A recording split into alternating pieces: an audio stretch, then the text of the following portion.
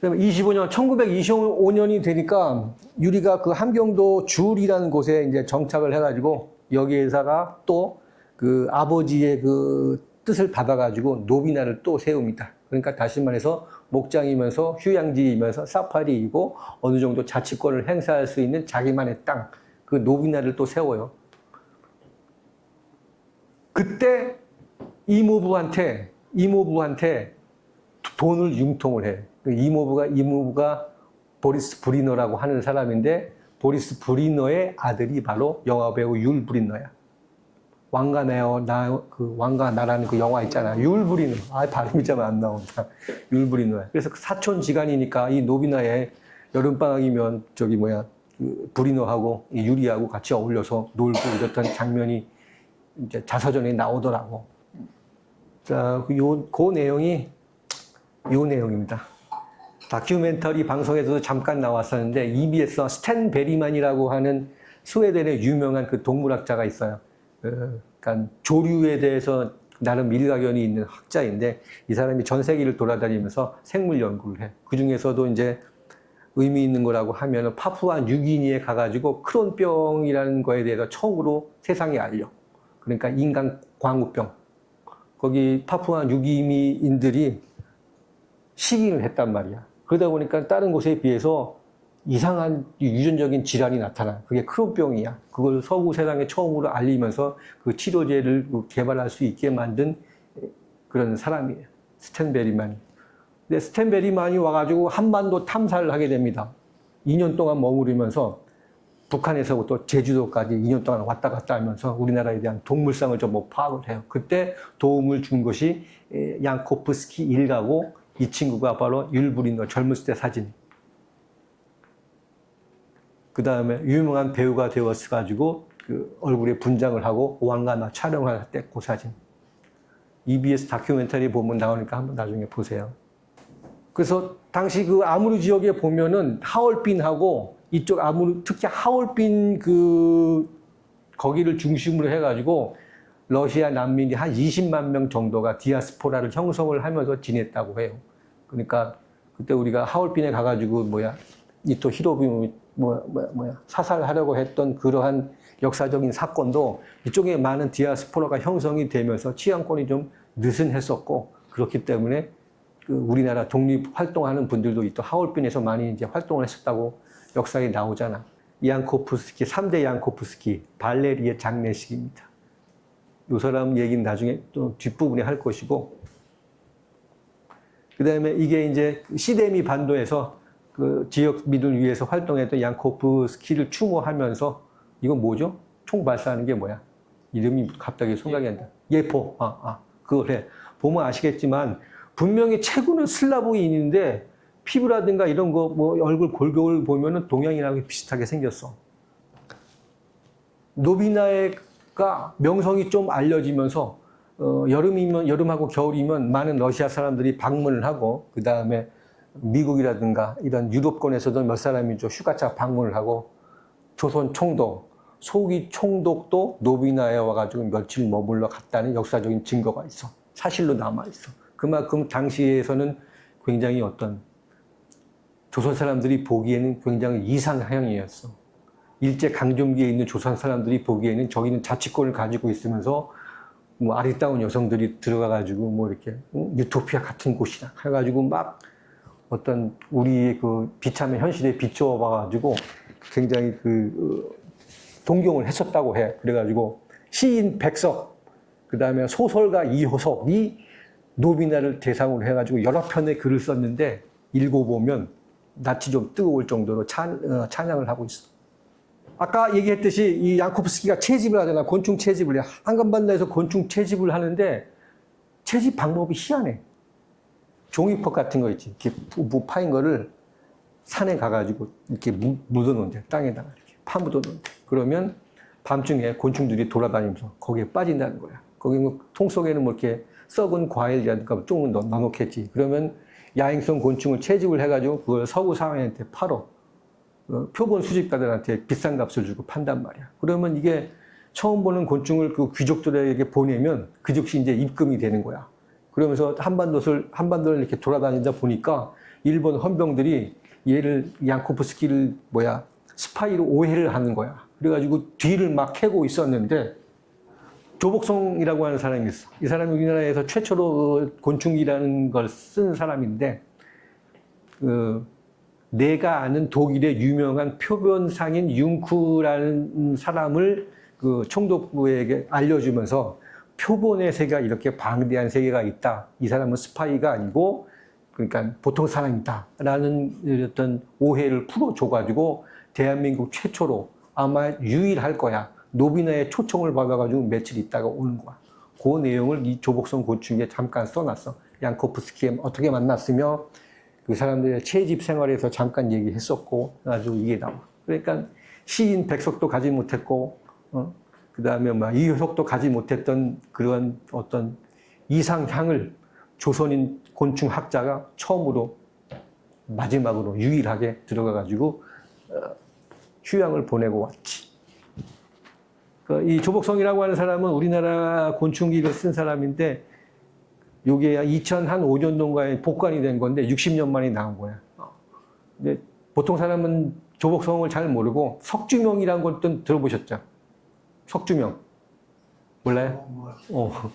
옛날에 TV 문학관에도 나오고 그랬었는데. 하여튼 이 조복성은 해방 후에 우리나라 자연과학의 발전을 주도하면서 후배들을 양성했어. 고려대에서. 그다음에 석주명이라고 하는 사람은 있습니다. 곤충학계에서는 이 두 사람이 가장 유명해. 보통 사람한테 많이 알려진 사람은 석주명이고 많이 알려졌다기보다는 조금 인지도가 있는 사람이 석주명이고 그 다음에 조복성은 학계에 있었으니까 보통 사람한테는 알려지지 않았는데 두 사람이 우리나라 자연과학의 발전에 큰 기여를 했다. 그래가지고 석주선 기념관이 있습니다. 단국대에 가면은. 석주선 아시죠? 몰라요. 몰라요? 한복 연구가로 유명하신 분이야. 그래서 단국대에서 교수 생활도 하셨어. 그래가지고 한국 전쟁이 났을 때 오빠가 석주명이거든. 석주명이 모아놓은 곤충 표본을 가지고 피난을 갈까? 아니면 내가 평생에 걸쳐 연구한 한복에 대한 자료를 갖고 갈까? 고민을 하다가 한복은 버리고 석주명의 그 표본 곤충을 가지고 피난을 해왔어.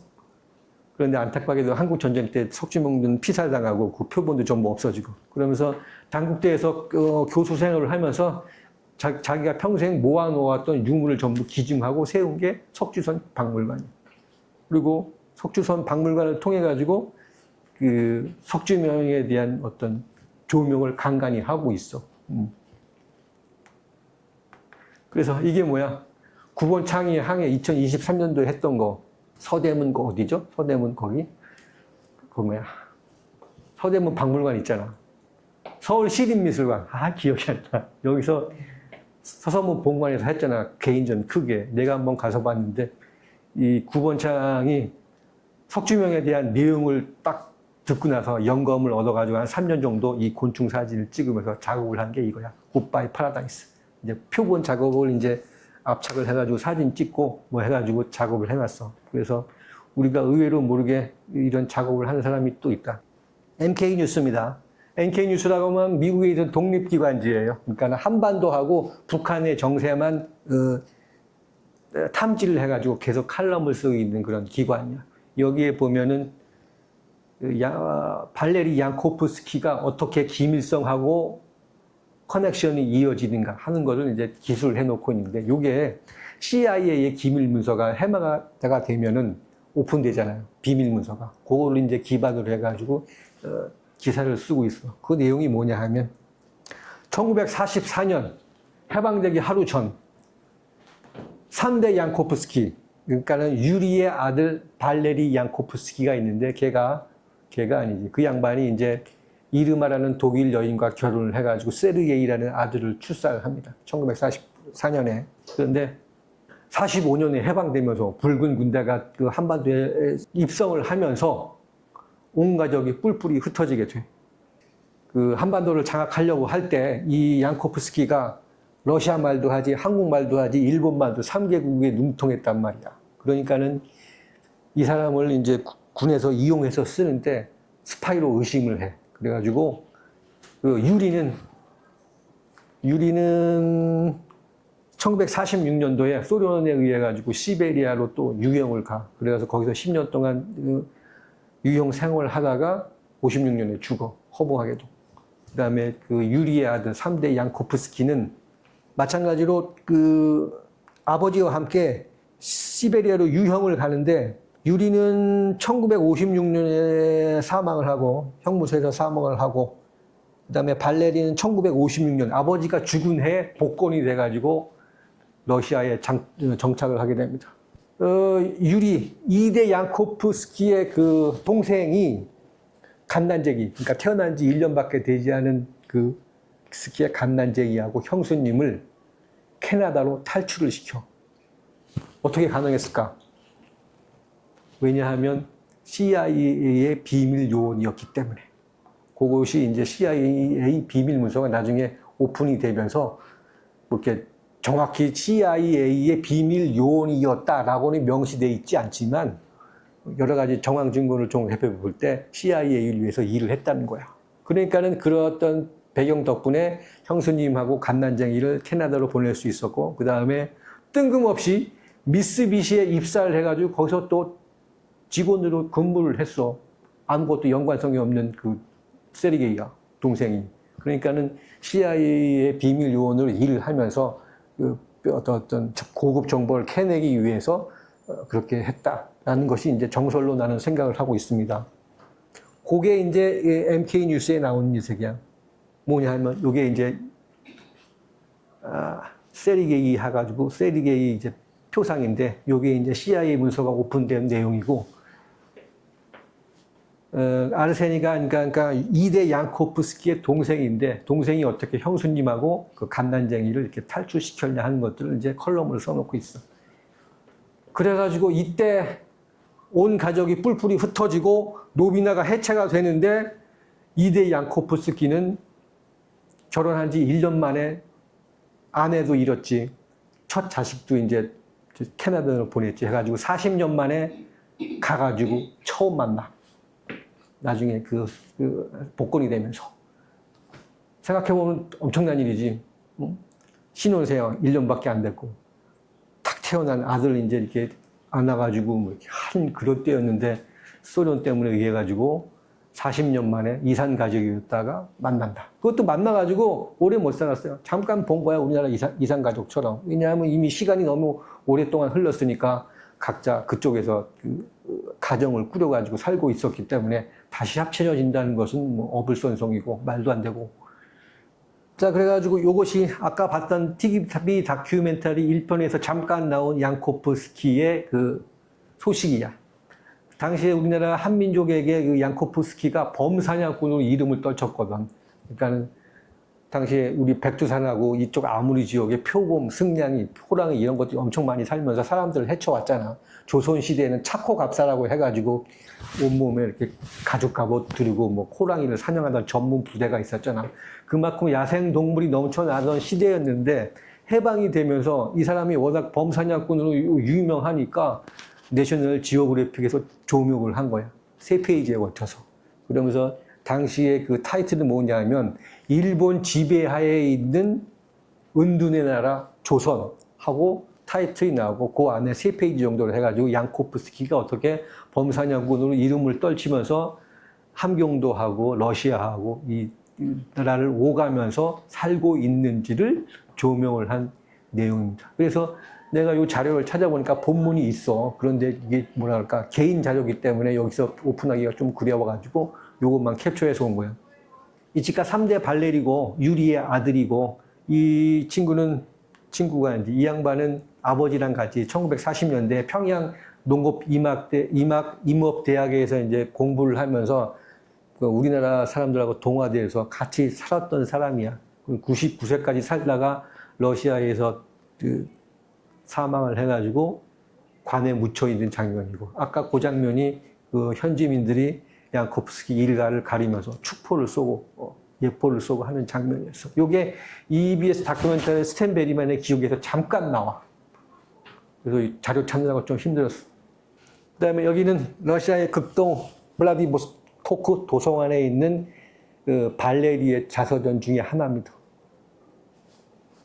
그래서 이걸 보게 들어가면 발레리가 쓴 아버지 130년대 일대기가 쭉 나오는데 볼 수 있어. 전문을 볼 수 있어. 한글로도 번역이 되니까 관심이 있으면 한번 가서 보시면 될 거예요. 자, 그렇게 해가지고 소련에 의해서 그 부르주아로 몰렸다가 유형 생활을 하고 그 다음에 이제 복권이 되는데 3대 양코프스키 발레리가 그 러시아에서 재혼을 해가지고 러시아 블라디보스톡 인근에 이제 정착을 해가지고 그때부터는 이제 사냥꾼이라는 직업을 이제 그만두고 작가로 변신을 해가지고 죽을 때까지 한 10권 정도에 되는 책을 내면서 작가로 살았다고 해요. 그 다음에 그 노비나가 이제 해체가 되면서 그 여동생 안나는 그 남편이 사망해가지고 정신이 좀 뭐랄까 타격을 받은 상태에서 자살을 하고 동생 동생 이름이 뭐였더라? 동생도 이름이 유리야, 유리. 아버지 이름하고 똑같아. 유리 세르게이는 카자흐스탄하고 그 뭐야 우즈베키스탄 이쪽을 이렇게 전전하면서 사망 날짜를 아직까지 모르죠. 그래가지고 온 가족이 뿔뿔이 흩어지고 발레리 3대 양코프스키만 러시아에 정착을 해가지고 살고 있는 거야. 나머지 딸 자식들은 전부 서방 세계로 탈출을 했어. 서방 세계로 탈출을 한 그 딸들 2명, 무자하고 빅토리아는 거기서 잘 살고 제 명을 다 했는데 탈출하지 못했고 공산국가에 나와 있던 딸 자식들, 아들 자식들은 자살을 하거나 소련에 의해서 처형되거나 뭐 생사를 알 수 없게 되거나 이렇게 해가지고 일대 양코프스키부터 내려오던 노비나 130년의 역사가 이때 끝나게 됩니다. 이렇게 근현대사를 거치면서 아주 불행한 3대 가문의 얘기가 펼쳐지게 돼요. 자, 이 부분은 제가 책에서 뺀 내용입니다. 뭐냐 하면 책꼬리에 맞추다가 보니까 글자가 제한되어 있잖아요. 그래서 이 부분이 약간 사족 비슷하지 않을까 해가지고 뺐어요. 2021년도 엘버트 가옥이 새롭게 단장을 해가지고 딜쿠샤라는 이름으로 새롭게 태어납니다. 이 엘버트 테일러 부부는 우리나라 독립운동을 위해서 헌신했던 분이에요. 3.1 운동을 세계에 알리고 제합리 학살도 이렇게 세계에 알렸던 분이에요. 지금 테일러는 그 양화진 외국인 선교사 묘원에 안장되어 있습니다. 일제에 의해서 추방되었다가 해방 후에 본인의 그 유언에 따라서 한국에 묻히고 싶다 하는 유언에 따라서 양화진 외국인 선교사 묘원에 이제 잠들어 있습니다. 그런데 딜쿠샤가 개관할 때 메리 릴리 테일러의 손녀가 할머니의 유물을 3,000점을 기증을 합니다. 그때 네누니 가족 중에 딸내미 빅토리아인가 엘리자베스인가의 초대로 메리 릴리 테일러가 노비나에 가가지고 좀 있었어요. 그 경험을 바탕으로 나온 책이 호랑이 발톱이란 책입니다. 그래서 격가지이긴 한데 그 외국인 선교사 묘원을 제가 코로나 때 막 돌아다니면서 길 위에서 배우는 교과서라는 내용에 한 꼭지를 넣었어요. 양코프스키하고는 관련이 없는 내용이지만 이 외국인 선교사 묘원에 잠들어 있는 여러 우리 그 한민족 대한민국의 독립을 위해서 활약했던 여러 외국인들이 이제 거기에 묻혀 있습니다. 합정동에서 바로 있으니까 한번 가보시면 좋을 것 같아요. 그래서 이 네누니 가족이 한반도에서는 범사냥꾼, 호랑이 사냥꾼으로 아주 이름을 떨쳤고 해방 후에는 내셔널 지오그래픽에서도 다뤘을 만큼 세간의 관심을 끌었던 사람입니다. 그 다음에 딜쿠샤라고 하고 있어요. 딜쿠샤 알죠? 종로에 들어가면은 그 서양식 건물 있잖아. 그 예전에는 거기가 좀 뭐랄까, 좀 건물이 좀 이렇게 허물어져 있어가지고 귀신이 살던 집이라고 해가지고 거기 사는 사람들이 좀 꺼려 했단 말이야. 그런데 테일러가의 아들이 자기가 유년 시절에 한국의 어디 집에서 살았는데 하면서 그 풍경을 딱 얘기를 해. 그러니까 그것을 한국에 있는 그 교수가 추적을 해가지고, 근데 교수 이름이 갑자기 생각이 안 나요. 하여튼 추적을 해가지고 이 딜쿠샤라는 집은 테일러 부부가 살았던 집이었고, 해방이 되면서 아니야, 해방이 되지 않고 일제 때 그 3.1 운동에 관련한 그 뉴스를 서방 세계에 알리다가 일제로부터 추방이 된 거야. 그래가지고 그때부터 이 딜쿠샤라는 집이 사람이 안 사니까 어떤 노숙자들이 들어와서 살고, 그러다 보니까 관리가 안 되다 보니까는 집이 막 망해가고 있던 때에 서울시에서 그 아들과 테일러의 그 관계를 이제 추적을 하면서 아, 여기가 그 집이구나 해가지고 사들여가지고 개간을 한 곳이 딜쿠샤야. 알버트 테일러 부부가 뭐냐 하면, 지금 이제 합정동 양화동에 가면 외국인 선교사 묘역 있잖아요. 거기 잠들어 있어, 알버트 테일러. 보면은 이제 1875년에 태어나가지고 우리나라 선교사로 와가지고 3.1 운동도 알리고 제압리 확살에 대한 것도 뭐 이렇게 알리고 하면서 독립운동을 위해서 헌신을 했었는데 일본에 의해서 추방되었다가 이승만 때 유언에 의해서 한국으로 시신을 모셔와가지고 여기다가 안장을 하게 됩니다. 그래서 요신직의 메리 릴리 테일러 알버트 부부의 안주인인데, 이 메리 릴리 테일러의 손녀가 이 딜쿠샤가 개간을 할 때 자료를 한 3,000점 정도를 기증을 해. 그때 나온 것 중에 하나가 그 편지인데, 양코프스키 가문의 딸내미 빅토리아하고 그 아까 말했던 메리 릴리 테일러가 편지를 나누면서 노비나에 와서 뭐 휴양차 와가지고 이제 지내면서 이 내용을 바탕으로 해가지고 호랑이 발톱이라는 또 소설을 냅니다. 소설이 아니고 하여튼 뭐 책을 내. 그게 이제 영문 제목으로 하자면은 타이거스 클로우라고 해가지고 호랑이 발톱이라는 책이 나와요. 그래서 내가 이걸 책에다 이 많은 다 내용을 늘려다 보니까 많은 부분을 생략을 했어. 그래서 딜쿠샤 부분은 아예 빼버리고. 그렇게 가지고 이 도서관에 이런 그 야코프스키의 그 사진이 아카이빙 된 이유는 지역 사회를 위해서 자선 사업을 하고 어떤 건물을 세울 때 뭐 재정적인 후원을 했단 말이야, 일대가. 그러다 보니까 그거를 기리기 위해서 양코프스키 가문에 대한 자료를 전부 모으면서 그 중에 일부를 이렇게 책으로도 만들어서 아카이브하고 오픈하고 하는 그런 일련의 과정에 의해서 알려지게 된다. 그런 내용입니다. 첫 장에 나온 얘기가 그 얘기예요. 그래서 2009년에는 이제 러시아에서 양코프스키 가문을 다룬 다큐멘터리도 만들고, 1991년에는 블라디보스토크 지방 정부에 의해 가지고, 그러니까 캐나다로 이제 탈출할 수밖에 없었던 첫 부인 빅토리아하고 딸들이 와가지고 양코프스키 동상을 제정하는데 딱 와가지고 잠시 동안 머무르면서 40년 만에 재회를 하고 좀 이제 다시 이제 각자의 세상으로 돌아가는 그 장면이 나와. 그래서 얼마 전에 K2 흑표 전차가 폴란드에 1000대 계약을 맺었잖아. 내 생각에선 이러한 역사적인 어떤 가느다란 연결점 때문에 이런 것이 수주가 이루어지지 않았나 한번 생각을 해봐. 그러면 이런 내용이 보통 사람들한테 많이 알려지지 않았겠지만, 이런 방산을 하게 되면은 국가 정부에서 굉장히 많은 정보를 공유를 하고 지원을 할 거란 말이야. 그 중에서 이제 사석에서도 이러이러한 부분을 좀 언급하지 않았을까? 이건 내 추측이야. 완전히 뇌피션. 뇌피셜이 너무 많이 간 거 아니야?